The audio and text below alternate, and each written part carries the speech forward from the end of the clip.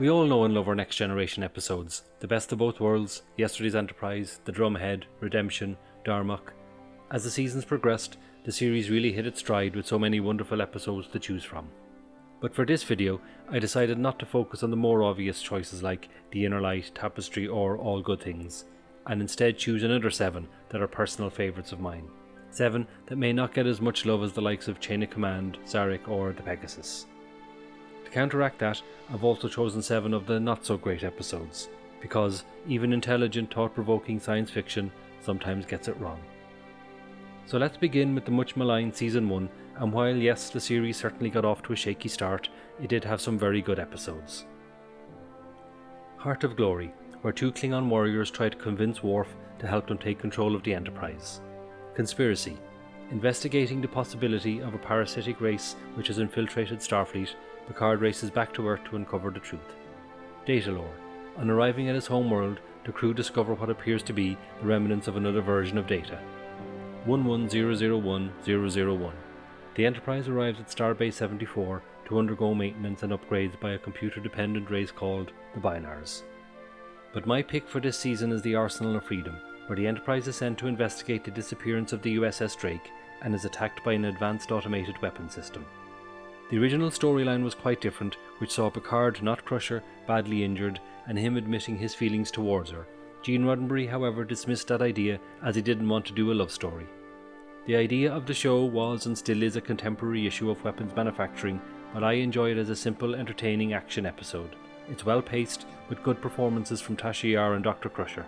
The best character here though is Geordi, as not only do we see him take command of the battle bridge, but also the responsibilities that come with the role. It also guest stars Julia Nixon, who played Ko in Rambo 2. One personal gripe I have is that I never liked the ship separating. The star drive section just doesn't look right. But that aside, it's a fun outing with the very memorable line delivered by Riker, "The name of my ship is the Lollipop. It's a good ship." An all-round engaging episode and definitely one of the best of the season. There's quite a few mediocre to downright dreadful episodes to choose from in the opening season. Code of Honor. In the middle of negotiations for a medical vaccine, the leader of the planet decides to keep Tasha Yar as he's smitten with her. Justice, where Wesley Crusher is sentenced to death for a trivial accident he caused. When the bow breaks, the children of the Enterprise are kidnapped by a society who believe they can buy them at a price. Skin of Evil. An away team is confronted by an evil oil slick that, spoiler alert, kills Tasha Yar. But I believe the worst of the season was Angel 1, where Riker has to negotiate the release of prisoners on a planet based in a matriarchal society, and not only that, the holodeck malfunctions again.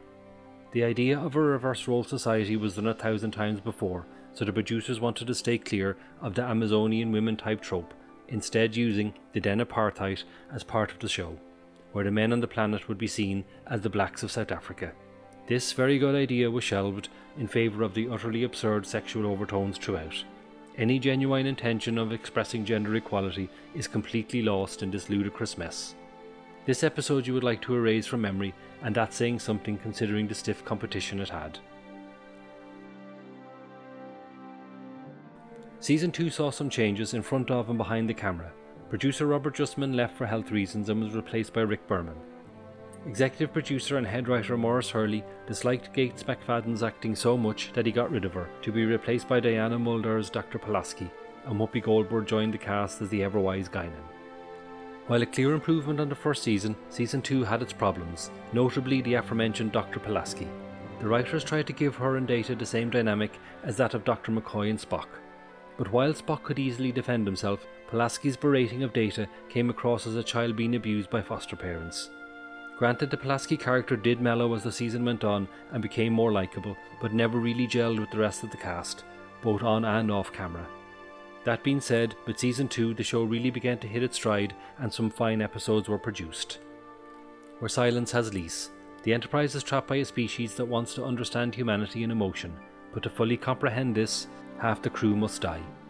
Elementary, Dear Data. To try and give their holodeck adventure more mystery, Geordi instructs the computer to create an opponent that can defeat Data. A Matter of Honor. Riker transfers on board a Klingon ship as part of an exchange program between the Federation and the Klingons. The Measure of a Man. A cyberneticist, Bruce Maddox, wants to disassemble Data to see how he works. easily the highlight of the season and one of the finest hours of Star Trek ever produced. Q returns and introduces the Enterprise crew and millions of fans to the Borg. Time squared, the Enterprise rescues a shuttlecraft adrift in space, only to find an incoherent Picard on board. The Icarus factor, Riker is offered his own command, only to find that it is his estranged father who delivers the news. The Emissary, a Klingon ambassador, Kalar, boards the Enterprise to intercept a Klingon battlecruiser, whose crew thinks they are still at war with the Federation. My pick of the season is peak performance. As a result of the confrontation with the Borg, the Enterprise takes part in a war game scenario. Everyone involved gets their moment to shine, from Riker taking command of the Hathaway, Data playing the stratagem game, to Picard giving Data classic Picard reassurance. It is possible to commit no mistake and still lose. That is not a weakness, that is life. Dr. Pulaski comes across well here too, as she now treats Data as an equal. It's also great to see the 80-year-old Hathaway, which was a nod to the original crew films, and Armin Shimmerman plays one of the Ferengi. It was a great idea that worked, a solid episode that should be considered the last of Season 2, when you see what was to come next. Like Season 1, there are a few that can be chosen for the dubious honour of the worst of Season 2. The Season 2 finale, Shades of Grey. Riker is in a coma due to a deadly virus, and the only way to stop it is to induce memories of the first 2 seasons. The outrageous Okona, a rogue captain played by Bill Campbell, who went on to be in the vastly underrated The Rocketeer, hitches a ride and bonds with several of the crew. The Royale, the away team are trapped on an alien planet that recreates a 20th century casino. Manhunt, Roxana Troy is back and again attempts to seduce Captain Picard. But easily the worst of them all was Up the Long Ladder. The Enterprise rescues a primitive farming community from their doomed planet. Basically, it's Star Trek meets Darby O'Gill and the Little People. This isn't just Irish leprechaun pigeonholing, this borders on offensive. What was originally supposed to be a commentary on immigration very quickly turns into an absurd cringe fest of such artificial and fake proportions that any sincere message the writer was trying to get through was lost. Dreadfully annoying stereotyping that isn't even remotely funny. Season 3 is widely hailed as the best of the series, which once again saw staff and cast changes. Maurice Hurley left the show and was ultimately replaced by Michael Piller. Producer Rick Berman convinced Gates McFadden to reprise her role as Dr. Crusher, as Diana Mulder joined the cast of LA Law. The Enemy. Stranded on a hostile planet, Geordi encounters a wounded Romulan who takes him hostage. The Defector. Romulan Commander Cetal warns the Enterprise of an impending attack on the Federation by the Romulans. The High Ground. Dr. Crusher is kidnapped by a terrorist group who demand independence. Deja Q. Q returns, but this time stripped of all his powers, though initially no one believes him. A Matter of Perspective. Riker is accused of murder and destroying a space station. Yesterday's Enterprise. During a battle with the Romulans, the Enterprise C enters a time rift, creating an alternate universe which sees the current Enterprise and the Federation at war with the Klingons. The Offspring. Data creates a daughter, Lal, though his plans to tutor her are threatened when Admiral Haftel arrives and wants to take her back to Starfleet. Sins of the Father. Worf returns to the Klingon homeworld to defend his family name against charges of treason. Tin Man. A new life form is discovered and a troubled Betazoid is assigned to communicate with it. Hollow Pursuits. The introduction of Barclay, and his adventures in the holodeck. Sarek. An aged Sarek boards the Enterprise to delegate a treaty between 2 warring planets. And the one and only, the best of both worlds, the return of the Borg. I always remember the cliffhanger and having to wait months to see the conclusion. My pick for Season 3 is The Survivors. After a devastating attack on a planet by an alien race, the Enterprise discovers 2 lone survivors. This is a very unique love story where the sets, acting, writing, everything is just spot on. What starts off as a seemingly intimate mystery slowly builds to a shocking climax when you find out the truth about Kevin and what he did.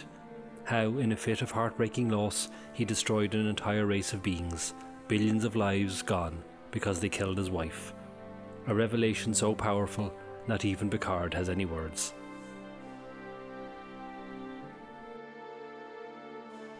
While the first 2 seasons produced some right clangers, other than one particular episode which I'll get to, there was no downright terrible episodes in Season 3.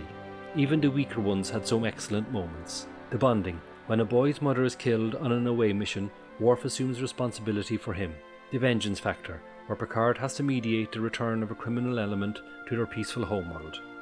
The Price, where the Federation negotiates for what appears to be a stable wormhole, or Allegiance, where Picard is replaced by a duplicate as the real one is held captive.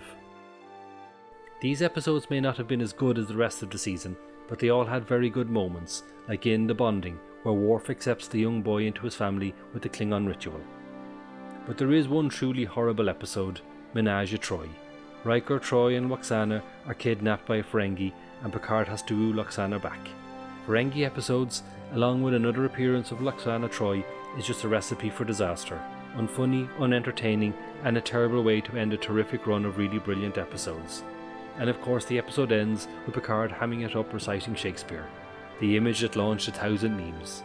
I'll admit I never liked Ferengi episodes. I remember when DS9 was announced and saying to a friend, I hope there's no Ferengi in it. Season 4 saw The Next Generation go from strength to strength as Ron Moore returned as executive script consultant and Jerry Taylor replaced Lee Sheldon as executive producer. Ron Moore credited the high quality of the season due to having more time to refine the scripts.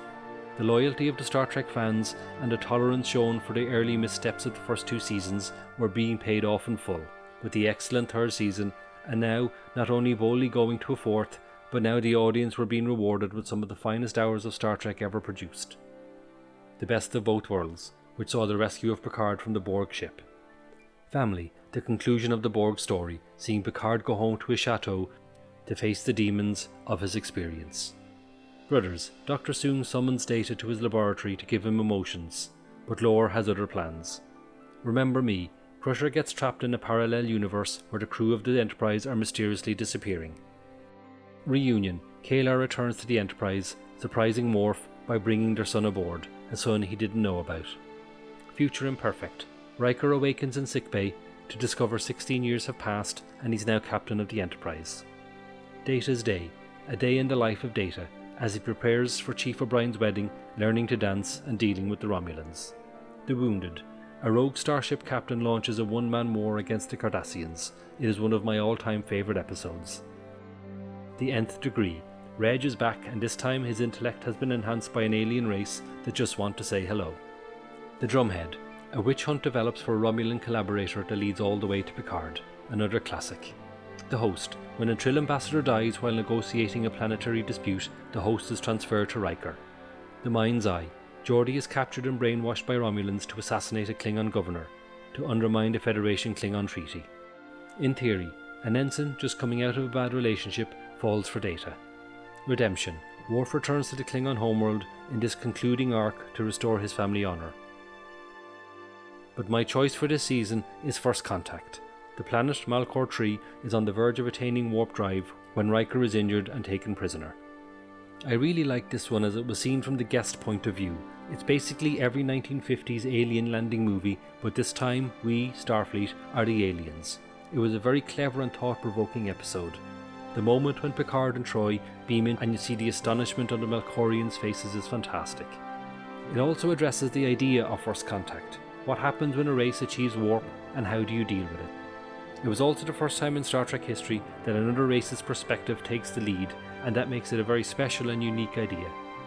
A true gem of an episode. And there I will end part 1 of this brief retrospective, so I will be back with the latter half of season 4 and the rest of the series soon. Until then, hailing frequencies closed. If you liked what you saw, please hit the like and subscribe button, and don't forget to hit the bell too. Thank you.